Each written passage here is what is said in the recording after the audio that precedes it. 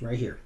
They took out the two kings of the Amorites, the land that was on this side Jordan, from the river Arnon to Mount Hermon. These places are still in existence today. Their names have not changed. So we know where they are. How does this connect to Tower of Babel? Arnon unto Hermon, which Hermon the Sidonians call Syrian, and the Amorites call Shinar. They're pointing out right here the difference of languages and why that's significant. Because different languages have different names for things. Sometimes they have the same names. The Amorites were older than the Sidonians. The Sidonians are Sidon, Tyre and Sidon, right? So Sidon this is Tyre. If I scroll out enough, it'll show it. Beirut, Lebanon, Tripoli, Tel Aviv, Gaza. Let's just do that because the technology exists. There's Tyre. Look at this. So here's Tyre, right? And that's real close to Damascus there. Sidon, I believe, is here. Lebanon. Real close. Sidon, here we go. Tyre and Sidon, they're mentioned biblically. So the Sidonians, north, right here. Tyre is down here somewhere. Right here, Tyre and Sidon. These are the people that they're talking about. Real close to this mountain, to Mount Hermon, Damascus. Right here, here's Mount Hermon.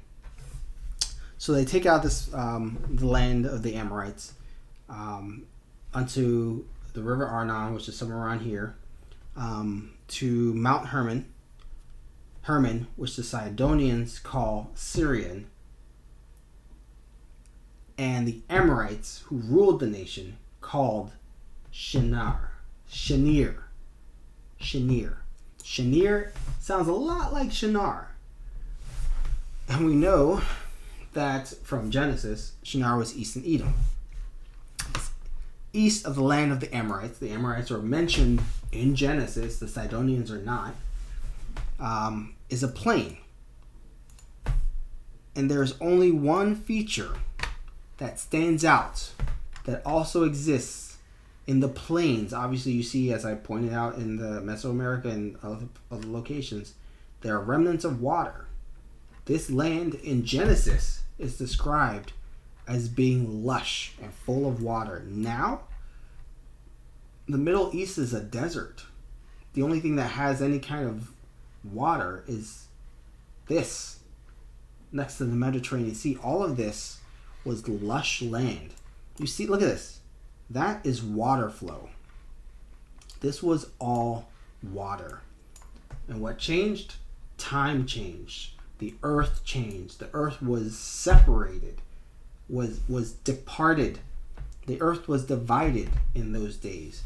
The flood of Noah, like all of these things drastically changed the landscape of our earth. And what was left over was just this barren landscape. And that's what we've got. That's what we've got now. So before that, when all of this was plains and lush land, before it was the desert that it is, we had this, the Tower of Babel.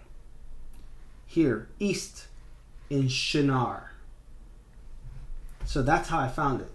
I knew that the Bible was east in Shinar. We had no idea where Shinar was. And I was reading through in Deutoronomy, just following the trail of the Israelites to try and figure out some of the riddles for end time stuff. And then it was given to me that verse, which I've read so many times, the Amorites called it Shinar. That little detail I've missed over and over. And since I was looking at the map, I could say Mount Hermon. Oh, well, this is Mount Hermon. East, if it's a Shinar or Shinar, if it's the same place, then all I have to do is travel east in Shinar to find the plains. Okay, we have some plains. These are lots of plains. And then I just started analyzing. I was like, okay, well, if this is all plains, like, how big is the tower? How big am I looking? You find the works of Josephus. He says, well, the tower was 46.176 kilometers to walk around. I do some quick math. What's the circumference and diameter of that? Well, it's going to take you 18 approximate kilometers to walk directly across if you could. How big is that? About 6 miles. Okay, so I can't be looking at these tiny structures then, because that's, go ahead here, that would leave me with, these are way too small. So I need something that is bigger. Something that's bigger than that. I'm looking at something that takes up this much space, that goes between cities. A structure that big can't hide. Where could it possibly be? Well then, if it's that big, I can see it from here. What the heck is that? I don't remember seeing that before. What is it? Well, let's take a look. This is Al-Safa. It is a known volcano. A known volcano.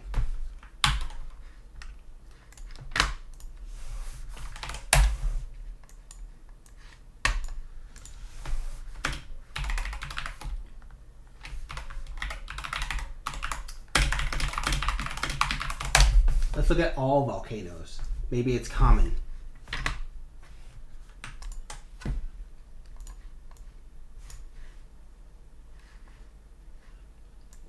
Al-Safa, Syria. Last recorded eruption, unknown. The only volcano in the area east in the land of Shinar, whichever one you choose, erupted. No time in recorded human history.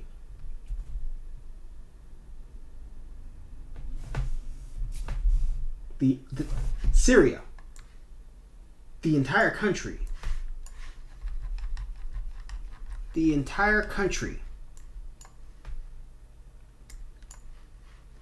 Yemen, where's Yemen?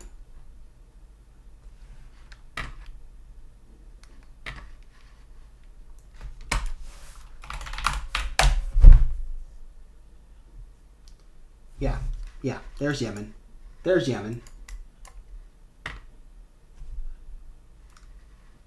In all of the freaking land of the Middle East, this tiny spot is the only volcanic eruption that took up the tiniest space in the Near East, in a location where it is said that fire rained down from heaven and the earth swallowed up a tower approximately that size. This is the one spot that you find with that description. Let's take a look at any of the others. Saudi Arabia. Saudi Arabia is this. This is nowhere near where the Israelites were. And there are 3 volcanoes in this area, Saudi Arabia. So let's take a look at those. See if there's one close. Right there. There's one.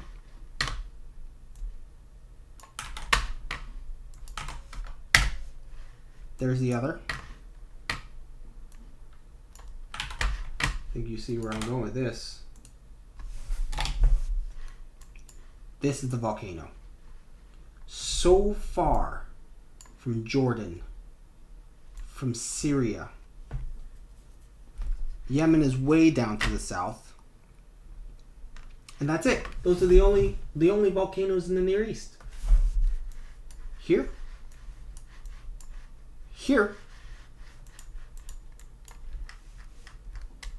And this 6-mile stretch of land. the Near East. The Bible depicted a volcanic eruption in a place where there is only one known volcanic space, and depicted it in the plains. It could have been in the mountains like these other locations. In the plains. That's where it is. Elevation of 900 meters. 979 meters. That's not very high. There's too much for there to conceivably be any thought of coincidence. It is impossible. Impossible. This right here is the Tower of Babel. But let's look at more information. So Deutoronomy, Mount Hermon, right there, eastern Shinar. This is the only spot that could possibly depict a volcanic eruption. Moreover, we see the lava flows, but really cool here, look at these. These are impact craters. This is a upflowing of lava actually. But impact craters, boulders, boom, boom, boom, boom, boom. They hit the ground, they roll, and as you get further out, it becomes smaller. These rocks, they dragged. This is blowout from a volcanic eruption that reached out here. And obviously, the eruption was here. It blew out in that direction. In the same way the Mount St. Helens blew, this thing went kaboom that direction, north. They built the Tower of Babel on the only volcanic spot in Israel.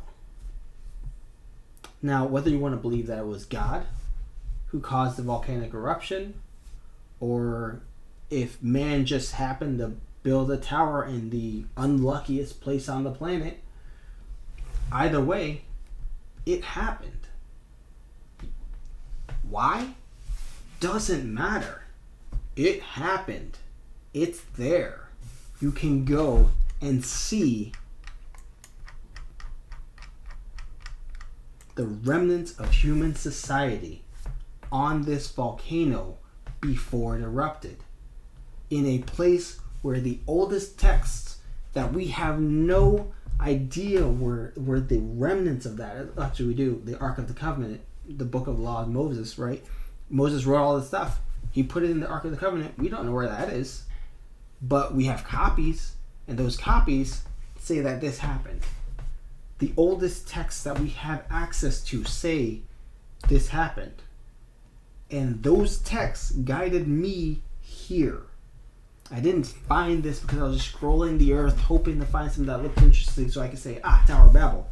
I looked at the texts, the ancient historical accounts, and I searched them for proof that would be written on the land as it always is. And it is. I happen to believe in the divinity of God and Jesus. I happen to believe in the divinity of the Bible, but I also wholeheartedly believe in the historical evidence of the Bible.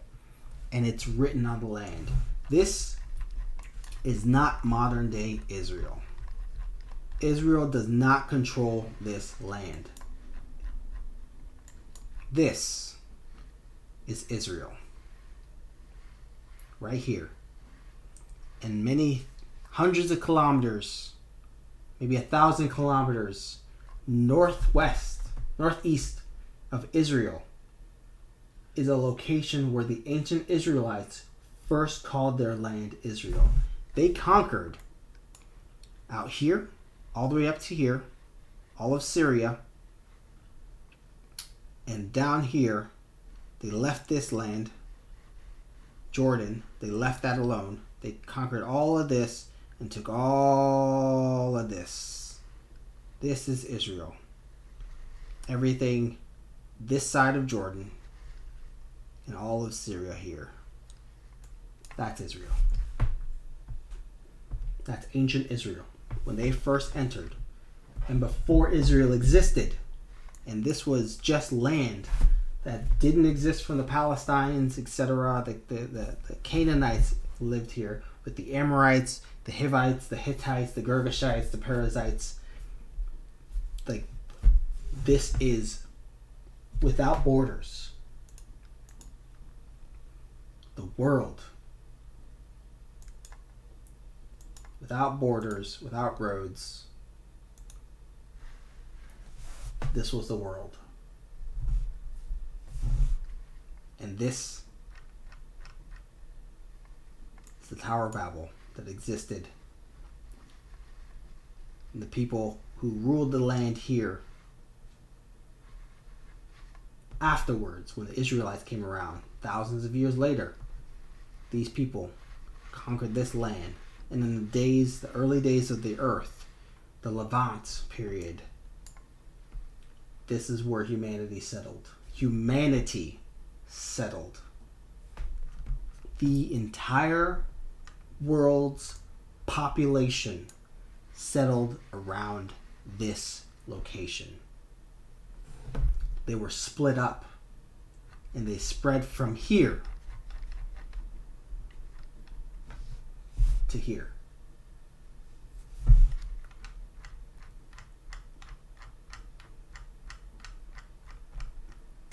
The entire world's population at one point was in this land. In 6 miles. 6 miles. This is where they settled, in these plains. Not a lot of people on Earth. That's where they were. Until it was destroyed. Then we went north, south, east, west. This is the cradle of humanity. Tower of Babel, cradle of humanity.